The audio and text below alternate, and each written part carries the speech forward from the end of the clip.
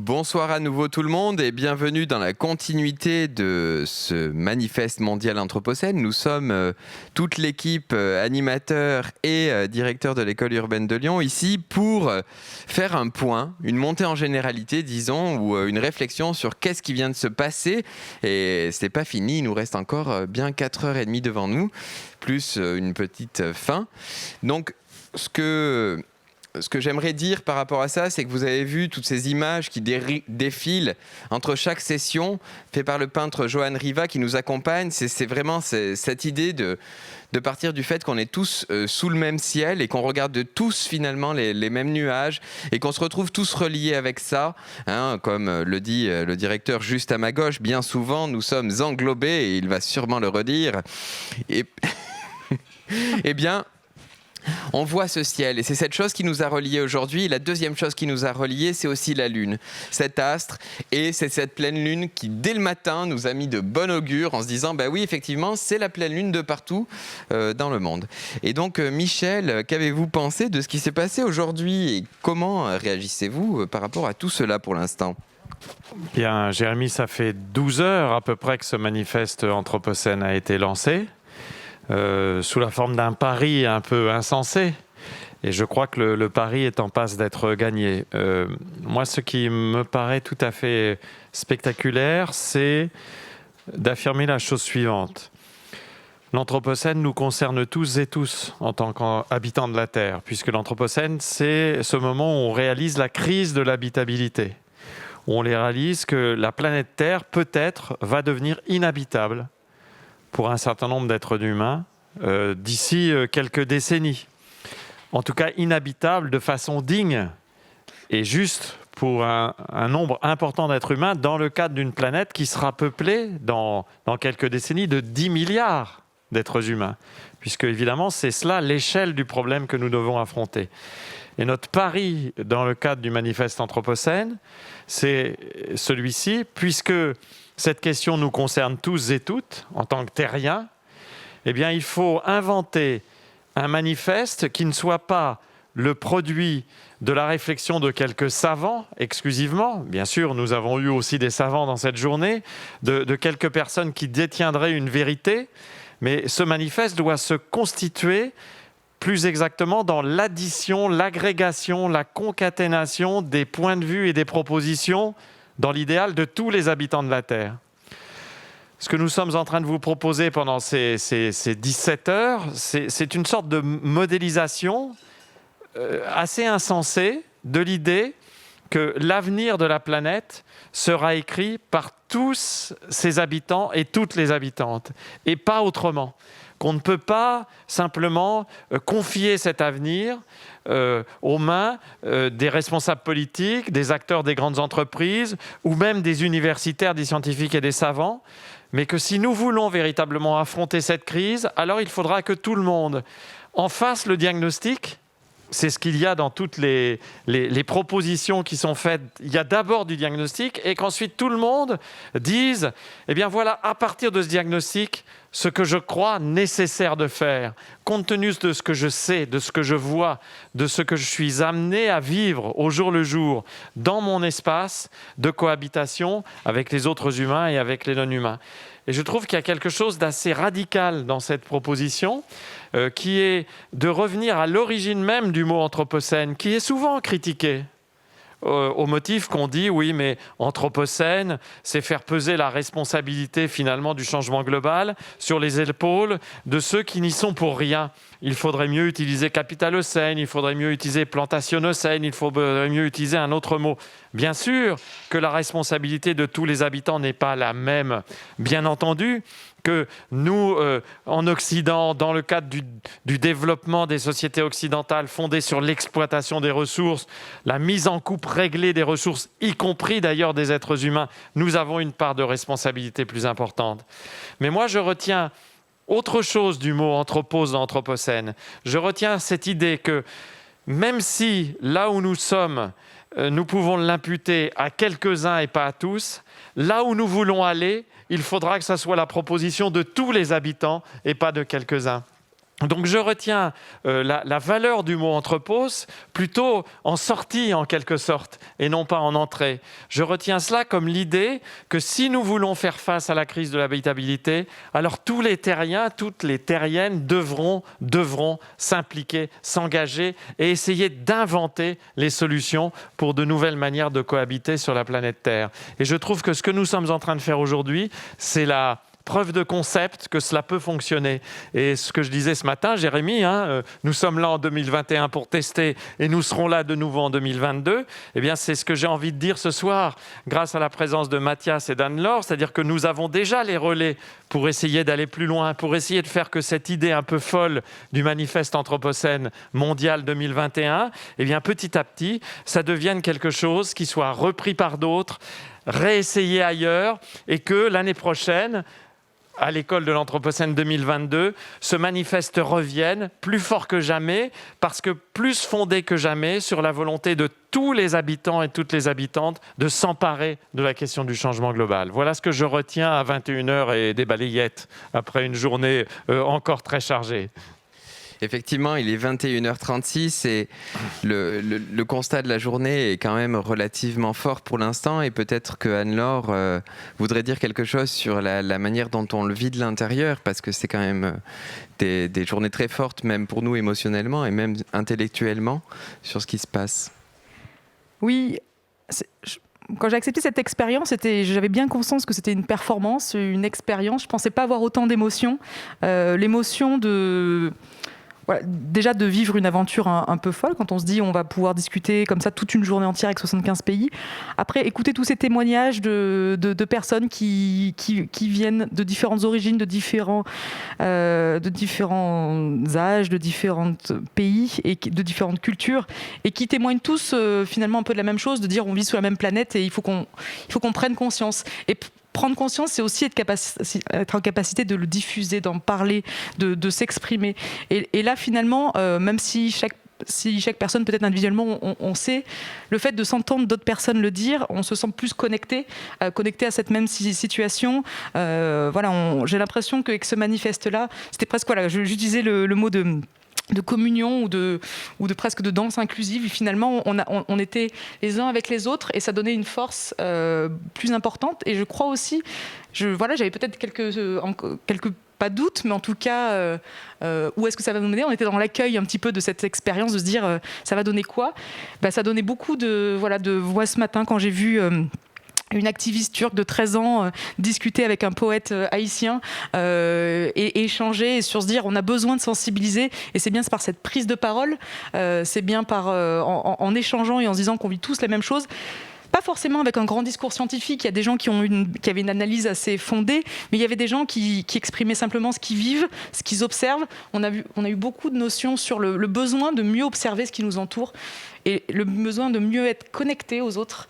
Et ça, c'était quelque chose de très fort et ce qui donne tout le sens à cette démarche-là, qui, je l'appelle aussi de mes voeux qu'elle se multiplie comme un flambeau qu'on pourrait transmettre à d'autres groupes ou qu'on le multiplie. Évidemment, moi, je travaille dans la participation citoyenne. J'ai envie qu'il y ait encore plus. Là, on était sur un premier groupe. J'ai envie que chaque personne dans chaque pays puisse créer ses propres connexions, puis après les inviter ensemble. Donc, je pense qu'on a moyen de le rentrer dans un début de chaînon mondial qui, je pense, va faire du bruit, va diffuser quelque chose, va participer à cette diffusion, de cette prise de conscience dont on a tous besoin pour agir. Et du coup, effectivement, c'est une journée assez intense. On est un peu comme dans un grand chelem. Et heureusement que Mathias Lecoq est arrivé depuis le début dans cette aventure et qui prend le relais en disant « je ferai partie de l'équipe du soir » et qui a vu et suivi en ligne ce qui s'était passé à travers la matinée et qui maintenant nous rejoint et qui va... animer les différentes sessions. Et Mathias, en tout cas, merci d'avoir accepté d'être présent. Et qu'est-ce que vous pourriez en dire pour vous d'une expérience assez folle ? Elle vient de dire que, effectivement c'était particulier et comment accepter une telle chose, eh bien sachez que tous les gens qui ont participé, moi-même, la totalité, finalement cette fragilité d'accepter quelque chose qui paraît ne pas être défini, être en mouvement, quelque chose de flou, mais que tout le monde doit se réapproprier, et qu'en fait même si au moment où on le regarde il y a peu d'auditeurs, la diffusion qui va derrière tout ça est bien plus grande que ce qu'on est capable de produire au moment même où on est en train de le créer. Parce que finalement la situation est inédite, et le côté inédit va induire quelque chose d'autre. Mathias. Effectivement, et puis moi, je suis hyper content d'être là déjà. Merci pour l'invitation, pour pouvoir faire ça. C'est vrai que les liens avec l'école urbaine et l'école de l'Anthropocène, on les avait fait les années précédentes à Genève par le biais du projet Explore, mais je suis hyper content cette fois de pouvoir venir ici et de participer à ce projet qui n'est pas anodin du tout. Comme tu le dis, je pense que derrière la question de simplement créer un enchevêtrement de tables rondes, en fait, il y a beaucoup plus de choses qui se passent. De l'émotion, par des rencontres qui sont uniques, des rencontres comme on a eu il y a peu de temps, même si, comme tu le dis, c'est une de mes premières tables rondes que j'ai eu la chance d'animer. Mais on a été à Gaza, en même temps à Alger, en Italie, et c'était juste assez dingue de pouvoir mêler ça et de pouvoir se rendre compte qu'en fait, il y a une espèce d'universalité de notre problématique, mais une diversité aussi dans la manière de le vivre. Et puis, je trouve que c'est peut-être un moment un peu unique où on a les deux, pour une fois. On a un universalisme diversifié, et puis on arrive à vivre avec ça, et puis c'est certainement dans cette diversité qu'on arrive à enrichir un petit peu notre manière de voir et notre manière de nous confronter à cette problématique-là. Et ça s'est fait toute la journée, hein. Moi, j'ai effectivement ouvert mon écran ce matin, j'étais au Japon avec une manière de penser qui est complètement différente que celle qu'on aura, j'espère, dans les heures qui arrivent, qui va nous emmener en Amérique latine et dans d'autres territoires. Mais en fait, il y a aussi des choses qui se rejoignent, et c'est quand même une expérience assez unique. Je me réjouis de la continuer dans les heures qui vont arriver aussi. Eh bien, écoutez, moi, je suis ravi de vous avoir tous. Et donc, on traverse l'océan Atlantique, et je vous redonne la parole, Michel Lusseau, pour reparler de cette grande traversée. Non, parce que je voudrais reprendre une idée très importante que Anne-Laure vient de mettre en avant lorsqu'elle a employé le mot performance. Et aussi pour donner sens au fait que dans cette journée, les spectateurs qui nous ont suivis ont pu assister à 3 performances de la compagnie chorégraphique Kubilai Khan. Et le fait que nous ayons proposé ça n'est pas un hasard. Ça n'est pas simplement pour aérer l'esprit de ceux qui regardent. C'est parce que nous croyons fondamentalement à cette idée de performance. C'est-à-dire ce qui est proposé par ce manifeste Anthropocène, c'est aussi une performance. Qu'est-ce que c'est qu'une performance ? C'est un pari sur la capacité d'une action à installer un climat, une ambiance, une idée, un partage, et à l'installer de telle manière que le monde en est changé. Voilà. Quand vous voyez une performance artistique digne de ce nom, comme ce à quoi nous avons assisté tout à l'heure, par exemple, eh bien, lorsqu'on regarde cela, on est changé. On ne regarde plus les choses de la même manière. Et je crois, Jérémy, que vous avez conçu, que nous avons conçu le manifeste Anthropocène comme une performance d'art politique, de créativité politique.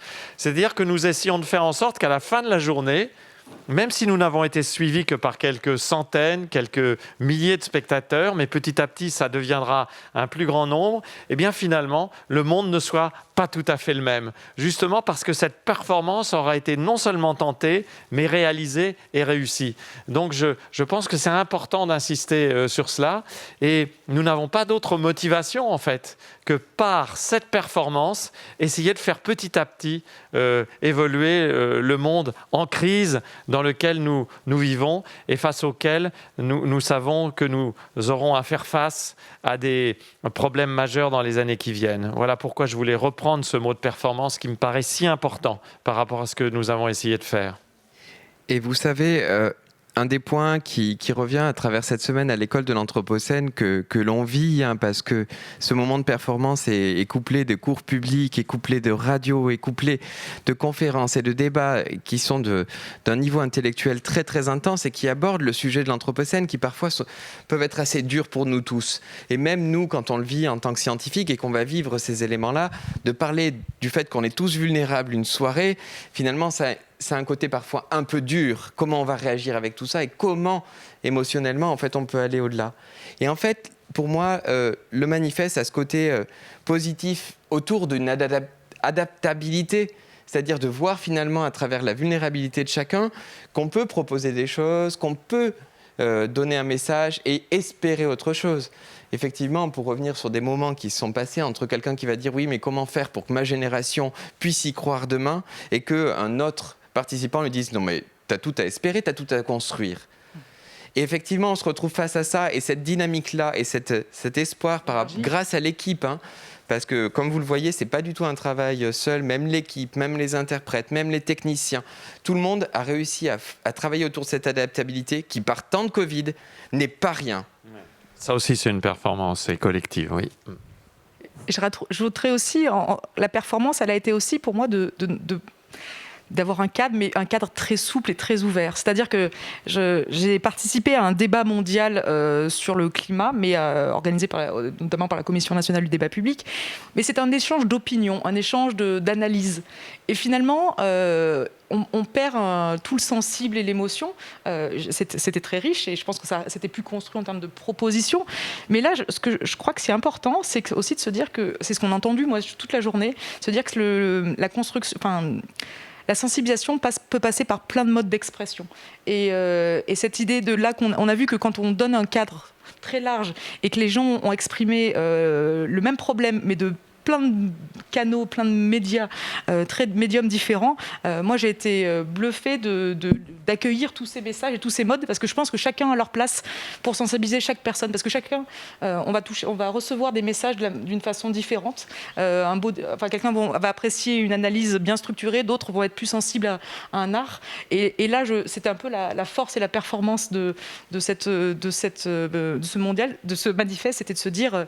Voilà, exprimez-vous de la façon qui vous êtes et la façon dont vous voulez pour toucher. Et je suis sûre qu'il y a plein de gens qui ont été touchés de différentes façons.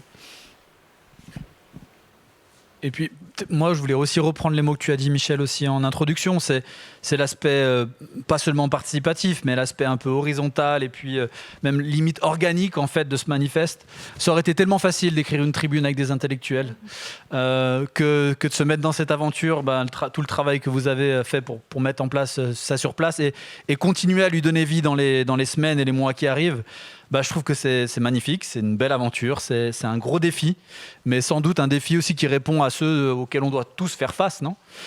Et j'espère vraiment qu'on pourra donner suite à ça, donner vie à ça, et pas simplement au manifeste comme objet, mais plutôt à la dynamique que ça peut entraîner dans les territoires, l'énergie, la participation, l'interaction entre nous tous. On donnera vie, assurément. Eh bien écoutez, suite à cette magnifique démonstration d'élan vital, on va partir pour une pause et on se retrouve dans 10 minutes pour la session 9. Merci Jérémy, merci Anne-Laure, merci Mathias. Merci à vous tous.